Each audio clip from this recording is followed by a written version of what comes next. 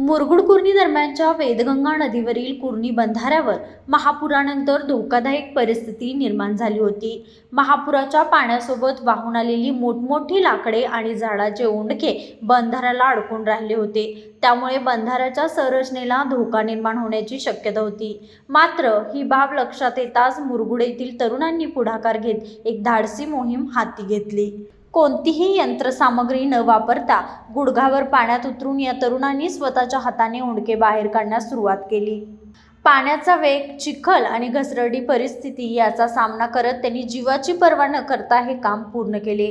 या मोहिमेमुळे बंधाऱ्यावरील संभाव्य धोका टळला असून परिसरातील नागरिकांना मोठा दिलासा मिळाला आहे। विशेष म्हणजे दरवर्षी महापूर काळानंतर आणि पावसाळ्यापूर्वी परिसराची स्वच्छता करण्याचे काम हेच तरुण सातत्याने करत असतात।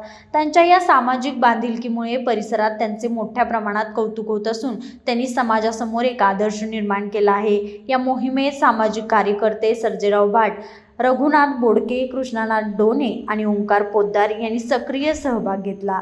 मुरगुडमधील या तरुणांचा हा उपक्रम खऱ्या अर्थाने प्रेरणादायी ठरत आहे। लाईव्ह मराठीसाठी मुरगुडहून सर्जेराव भाट।